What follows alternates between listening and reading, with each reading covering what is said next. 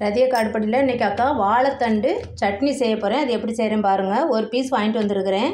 நம்ம இதை ரவுண்ட் ஷேப்பில் கட் பண்ணி நார் எடுத்துக்கணும். அதில் வர நாரை எடுத்துக்கணும். கட் பண்ணி போடும்போது அக்கா சால்ட்டு கலந்த தண்ணீரில் போடணும். கல் உப்பு கொஞ்சம் அள்ளி போட்டு தண்ணி வச்சு அதில் கட் பண்ணி போட்டால் இப்போ தண்டு கருக்காமல் இருக்கும். இப்போ வாங்க நம்ம சட்னி செய்ய ஆரம்பிப்போம். சால்ட்டு போட்டுக்கலாம். போட்டு அதுக்கப்புறம் அதில் நம்ம வாழைத்தண்டை ரவுண்ட் பீஸாக கட் பண்ணி போட்டுக்கலாம். கட் பண்ணும்போது இந்த நார் வரும்பா, அதை பாருங்கள். அந்த நார் வரும், நம்ம அப்படியே எடுத்துடலாம்.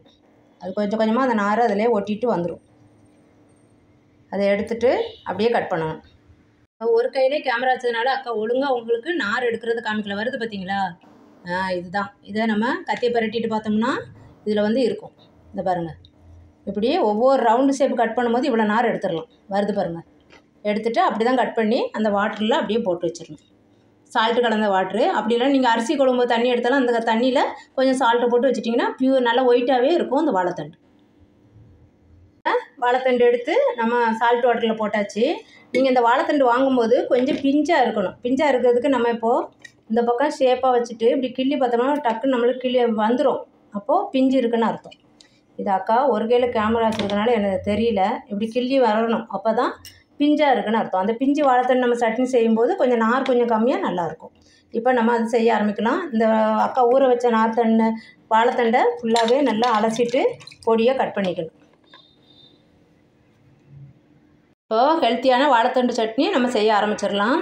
ஒரு அரை ஸ்பூன் தனியா ஃபஸ்ட்டு எடுத்தோம் லைட்டாக போட்டுக்கோங்க. 1 ஸ்பூன் தான் ஆயில் விட்டுருக்கேக்கா. 3 பச்சை மிளகா, ஒரு 2 பல் பூண்டு,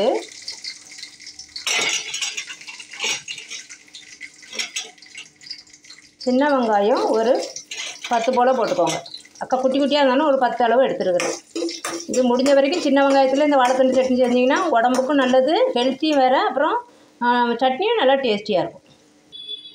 இது கூடவே ஒரு 1/4 ஸ்பூன் ஜீரகம் போட்டுக்கிறோம். இதையும் போட்டு கொஞ்சம் நல்லா வதக்கிடலாம். இது கூடவே நம்ம மெலிசாக நறுக்கி வச்சா வாழைத்தண்டையும் போட்டு வதக்கிடலாம். இப்போ இந்த வாழைத்தண்டு என்ன ஷேப்பில் வேணால் நறுக்கிக்கோங்க. வதங்கணும் சீக்கிரம், அவ்வளோதான் நம்மளுக்கு மேட்ரு. நல்லா வதக்கிடலாம். இப்போது இதுக்கு தேவையான சால்ட்டையும் இதிலே போட்டு வதக்கிடுவோம். கல் உப்பு தான் ஒரு அரை ஸ்பூன் சின்ன ஸ்பூனில். இல்லை மருத்துவ குணம் நிறையா இருக்குப்பா. அதனால் நம்ம இங்கே பாருங்கள் ஆயில் கம்மியாக ஊற்றி வதக்கணும். என்ன ஆயில்னாலும் ஊற்றிக்கோங்க. அக்கா அன்றைக்கி ரீஃபண்ட் ஆயில் தான் ஊற்றிருக்கிறேன். நல்லா ஊற்றலை.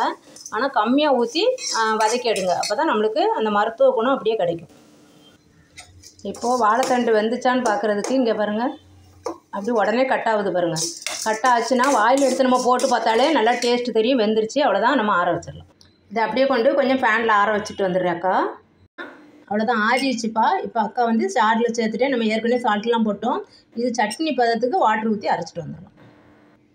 இப்போது சட்னி அரைச்சாச்சு பாருங்கள். சட்னி மெத்தடில் இந்த அளவு வாட்டர் ஊற்றி அரைச்சிக்கோங்க.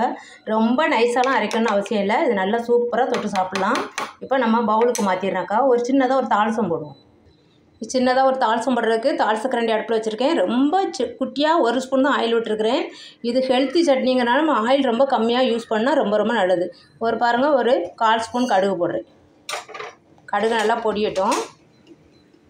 இப்போ கடுகு நல்லா பொடிஞ்சிருச்சு. ஒரு அரை ஸ்பூனு கடலைப்பருப்பு போடுறேன். இது கொஞ்சம் அந்த வாழைத்தண்டு சட்னிக்கு கொஞ்சம் வாசனையாக நல்லா எடுத்து கொடுக்கும் இந்த கடலைப்பருப்பு. இப்போ கடலைப்பருப்பும் சவந்துருச்சு. அடுப்பை ஆஃப் பண்ணிடலாம். பண்ணிவிட்டு கொஞ்சமாக கறிவேப்பிலை போட்டுக்கலாம்.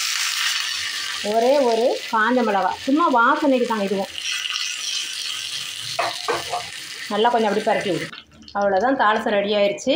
நம்ம சட்னியில் தூக்கி ஊற்றிக்கலாம்.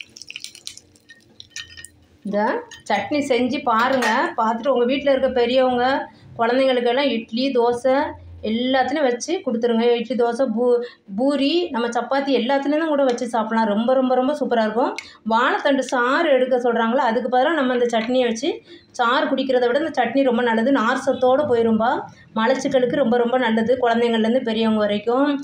கிட்னியில் கல் இருக்குன்னு சொல்கிறாங்க. டெய்லி முள்ளங்கி சாறையும் வாழைத்தண்டு சாறையும் குடிக்க சொல்லுவாங்க. நம்ம அதுக்கு பதிலாக அந்த சட்னியாக செஞ்சு காரம் கம்மியாக வேணுன்னா கம்மியாக வச்சுக்கோங்க. வயிறு வலி இருக்கிறவங்களாம் காரம் கம்மியாக வச்சுட்டு இதை வாரத்தில் ஒரு 2 டேஸ் 3 டேஸ் சேர்த்திங்கன்னு வச்சுக்கோங்க. இது ரொம்ப ஹெல்த்தியான சட்னி நம்மளுக்கு. இது செஞ்சு பார்த்துட்டு அக்கா கமெண்ட்டில் எப்படி இருக்குன்னு சொல்லுங்கள். ரதிய காடுப்படிக்கு சப்ஸ்கிரைப் பண்ணுங்கள், லைக் பண்ணுங்கள், ஷேர் பண்ணுங்கள். இது அக்கா 18வது வெரைட்டி ஆஃப் சட்னி 18 வகை போட்டிருக்கேன் உங்களுக்கு. ரதிய காடுப்படியில் போய் பாருங்கள். பார்த்து எந்த சட்னி உங்களுக்கு பிடிச்சிருக்குன்னு அக்கா கமெண்ட்டில் சொல்லுங்கள். தேங்க்யூப்பா.